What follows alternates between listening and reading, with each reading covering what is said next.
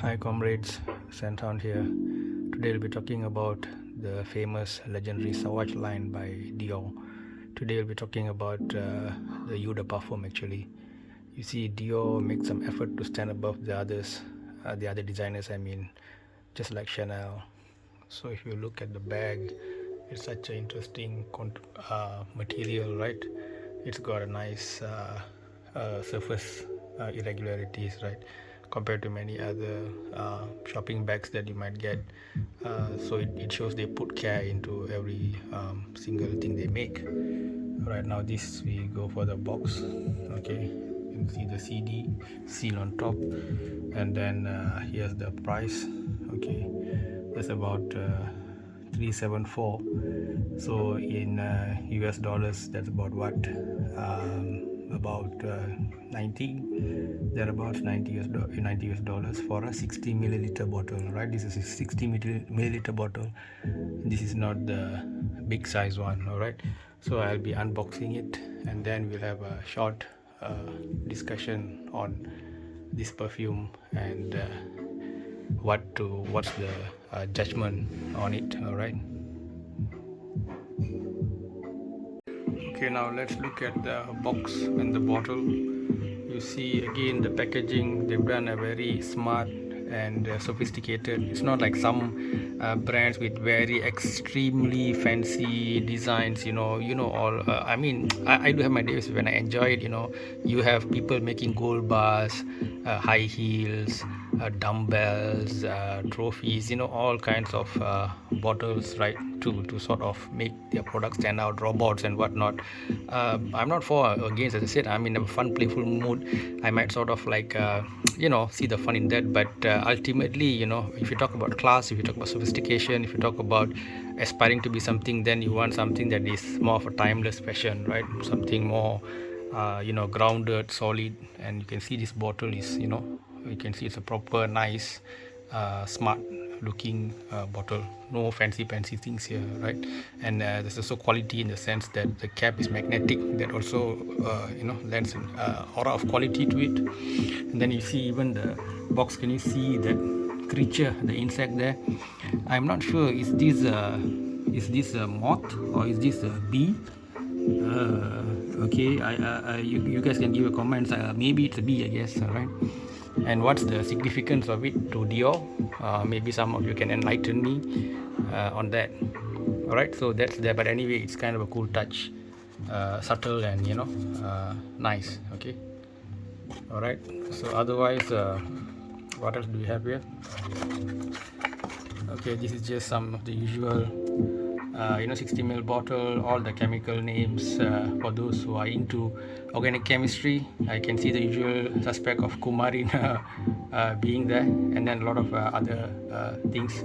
Sauvage is accused by some quarters as being very synthetic. Okay, so yep, but it's still popular, right? So they're definitely doing something right. And then so again, if you look at the base of the bottle, same thing.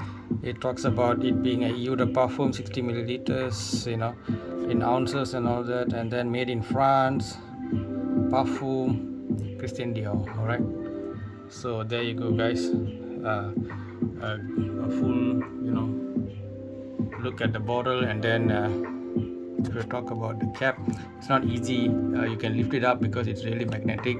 So if you want to, okay, so it clasps shut with a satisfying how to say, satisfying in a satisfying way, I guess I can say, right? So um, who's the man? Francis Demachi, is that how you pronounce his name? So he is responsible. His nose is responsible for this. Okay. So this is actually not the Uda toilet. Uda toilet is the first and the 2015, I think, and the most popular. This was the second one, which came out in 2018. Francois Demachi did the work for this. So let's go to the notes. Top note is bergamot. Mid notes is Sichuan pepper, lavender, star anise, and nutmeg. Base is anchored by ambroxan, which is a synthetic whale puke. Okay. Which is supposed to be ambergris, but ambroxan is being used probably for ethical reason, and maybe it's better, cheaper, all these things. And also vanilla, right? So take note of this word, vanilla is here, right? Vanilla, star anise, and nutmeg are the unique properties of EDP, which differentiates it from the other eau de toilette and parfum and elixir. Okay. Now, if you're talking, because the bottles are so similar, you might, especially if you're an average Joe or Jane, wanting to get Sauvage, accidentally end up buying any of the eau de parfum that we have here, parfum as well as elixir. Okay, but if you're looking for that famous popular Johnny Depp one, the conventional one is eau de toilette. So make sure you ask for the right thing. Okay, and also of course use your nose and judge which one is the thing you like, which for average person is usually eau de toilette is the most popular. Now, one interesting thing is that although they share the same bottle design and looks and the theme, but these four perfumes, okay, now let me how to say it. Okay, eau de toilette and the one I'm reviewing now, eau de parfum, are quite similar. Okay, eau de parfum sort of takes off with the base of eau de toilette with some additions, some modifications. Okay, it tightens up the notes. Eau de toilette has gazillions of notes, but eau de parfum tightens it up with more of, as I said, star anise, nutmeg, and vanilla.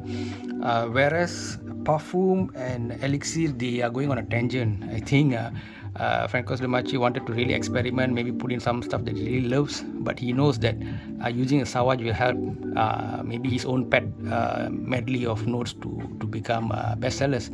So if you look at the parfum version, it's got a lot of notes that have totally nothing to do with eau de toilette, which is the original one, except maybe for bergamot, right? If you see the parfum version, it's got elemi, mandarin orange in the opening, with middle of sandalwood, which is why people say it's older man's perfume, and a base of olive denim, tonka, and there's some vanilla there.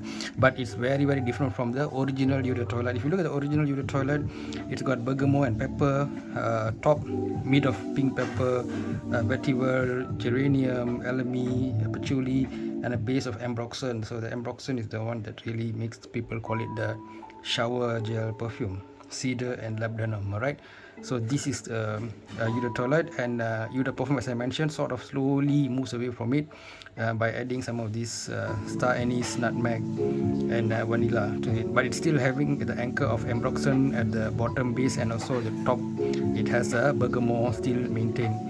So elixir goes also in a different direction. It has cinnamon, nutmeg, cardamom, grapefruit at the top, with lavender, and also licorice, sandalwood, patchouli, vetiver at the base. Okay, so in conclusion, I'm just inhaling it.